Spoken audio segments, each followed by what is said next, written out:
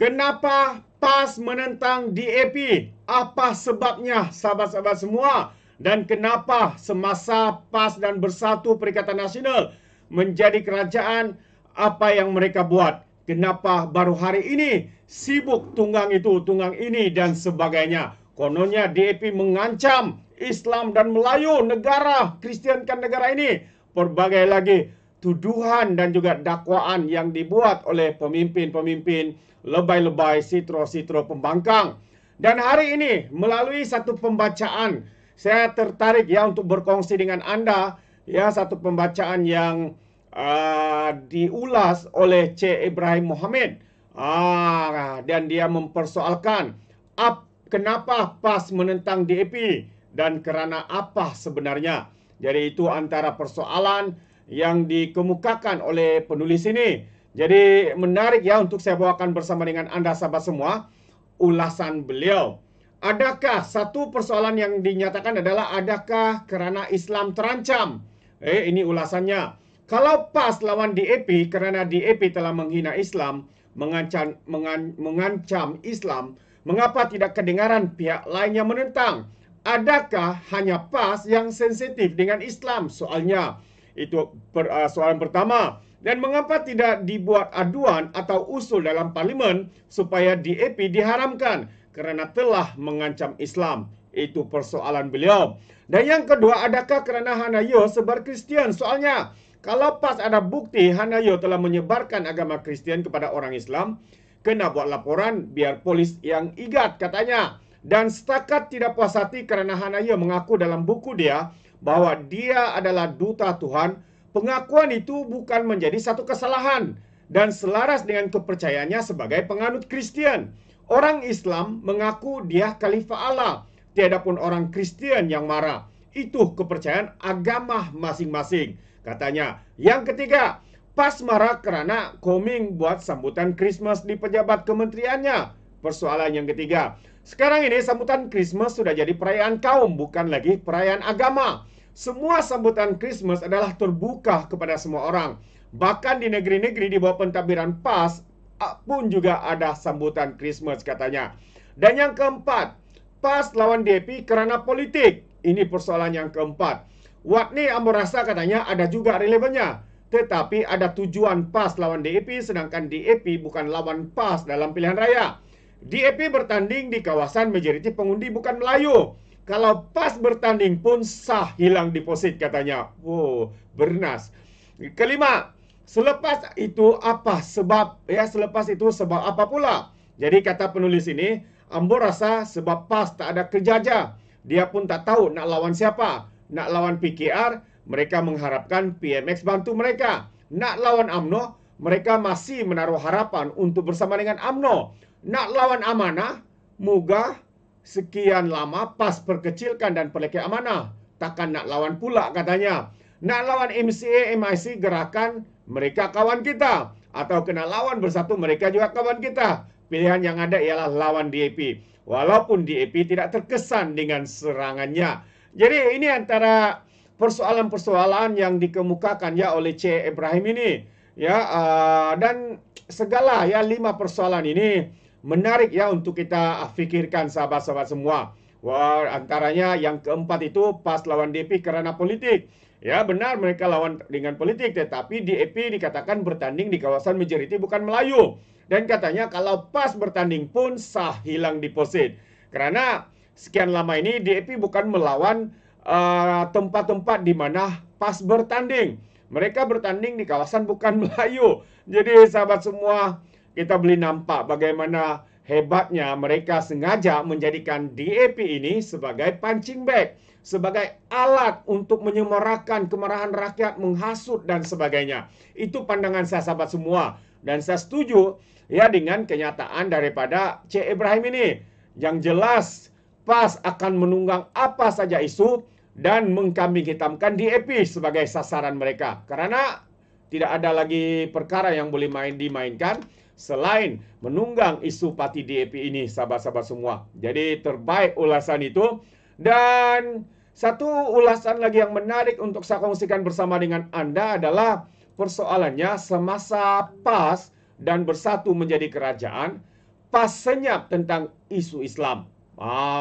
Senyap apa? Kenapa mereka tidak melakukan apa-apa? Jadi mari kita lihat dan baca kenyataan daripada pemuda Amanah Nasional ini, yang mana beliau menyelar pemuda PAS yang akan mengadakan demonstrasi kebangkitan umat yang kononnya untuk menzahirkan kemarahan orang Islam dan Melayu terhadap beberapa pemimpin DAP. Eskonya Fadli Umar Aminul Huda berpendapat PAS ketika menjadi kerajaan senyap tentang isu Islam, sebaliknya hingar-bingar ketika berada di blok pembangkang. Soalan saya katanya pada pemimpin pemuda PAS, sewaktu kamu bersama dalam kerajaan persekutuan, mengapa kamu tidak haramkan saja DAP ketika itu? Soalnya, lupakah kamu ketika kamu menjadi kerajaan, isu hudud pun senyap, bahkan RUU 355 pun hilang entah kemana perjuangannya. Lupakah kamu katanya lagi ketika kamu menjadi kerajaan campaign by Muslim First atau BMF yang kamu lakukan ketika kamu pembangkang pun hilang katanya. Jadi paling penting kenapa ketika kamu menjadi kerajaan kamu tidak hukum terus pemimpin DAP yang kamu katakan mencabar Islam ini? Soal Fadli menerusi kenyataannya hari ini. Jadi sehubungan itu Fadli menasihatkan PAS ya supaya sudah-sudahlah memainkan isu perkauman dan agama yang langsung tidak membangun anak bangsa. Lebih baik kamu sediakan bajet alternatif pembangkang kerangka kerajaan PAS jika menang PRU 16 dan lain-lain polisi alternatif yang boleh kamu tawarkan sebagai pembangkang yang efektif dan bukan hanya merosakkan negara dengan isu-isu perkauman, bahkan fitnah yang tidak tentu hala. Cukuplah, kata Fadli lagi. Jadi PAS menerusi saya pemudanya dan Armada Bersatu secara serta beberapa badan bukan kerajaan NGO akan menganjurkan Himpunan Bangkit Ummah di Mas Jamik, Kampung Baru, Kuala Lumpur ya selepas solat Jumat kemarin. Dan demonstrasi itu antara lain membantah penerbitan buku oleh Menteri Belia dan Sukan Hanayo berjudul Becoming Hana Operational Journey dan sambutan Christmas di bangunan Kementerian Perumahan dan Kerajaan Tempatan. Jadi apa yang berlaku Himpunan Kebangkitan Ummah ini, sahabat semua, dikatakan ya dengan secara terbuka pemimpin-pemimpin pemuda daripada PAS ini menzahirkan, menjanjikan akan ada kehadiran sebanyak 10,000, bukan ringgit ya, 10,000 orang.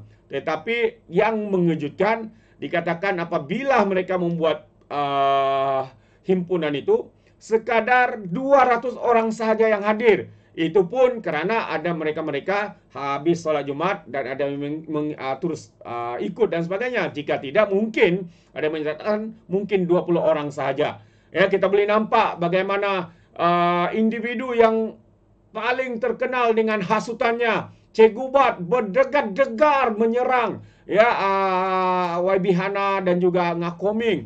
Tetapi sahabat semua, sudahkah dia membaca buku Hanayo ini? Adakah benar YB Hana yang seperti mereka dakwa ini mahu mengkristiankan negara kita? Mahu menyebarkan agama, mahu membidas ataupun melawan Hanayo kerana Hanayo menyatakan dia adalah duta Tuhan.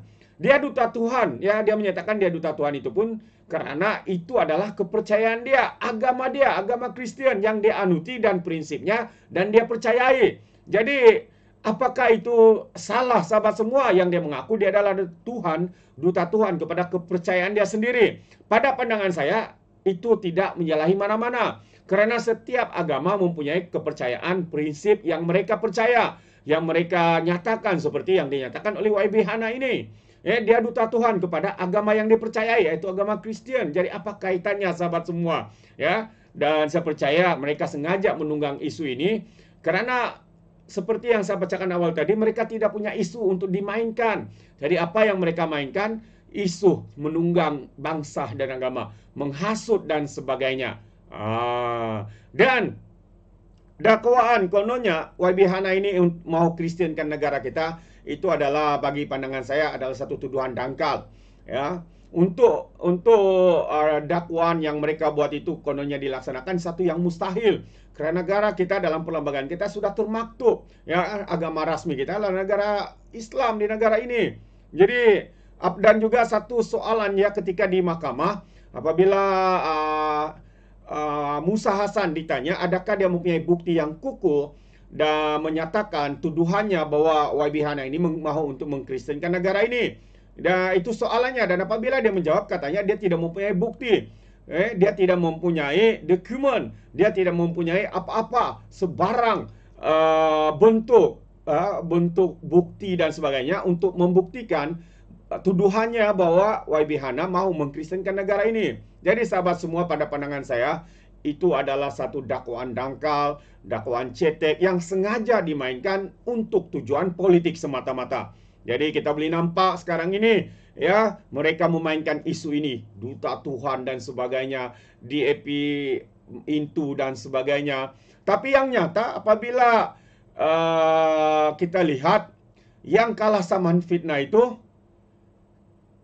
pemimpin mereka, ustazah seperti Ustazah Siti Mastura, sehingga kan diarah membayar hampir 1 juta ringgit kepada DAP. Secara khususnya kepada pemimpin DAP. Kenapa tidak mereka membuat derma jihad untuk membantu rakyat, tetapi mereka derma jihad untuk membayar saman fitnah. Mereka mengatakan YB Hana juga kalah saman.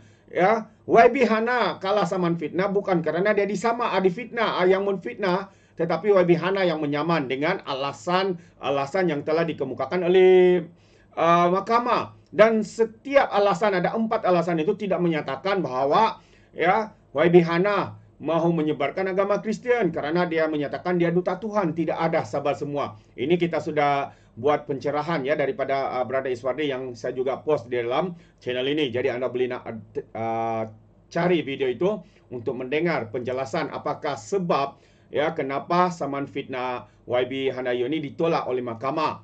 Tapi sebenarnya segala 4 persoalan ataupun sebab itu boleh dipersoalkan, dan kerana itu kita dengar YB Hana ini sekarang sedang membuat rayuan terhadap saman fitnah yang beliau buat kepada Musa Hasan ini. Jadi sahabat semua, jelas ini antara persoalan-persoalan yang menarik ya untuk kita fikirkan, dan ini pandangan saya secara pribadi. Jadi bagaimana dengan anda? Adakah anda setuju atau tidak? Anda berikan komen ya di dalam ruangan komen. Jadi terima kasih. Izinkan saya untuk mengundurkan diri, dan seperti biasa peribahasa mengatakan, tak apa pun kangkap 2 tahun keinginan. Dalam bahasa Melayunya, tepuk dadah, tanya selera.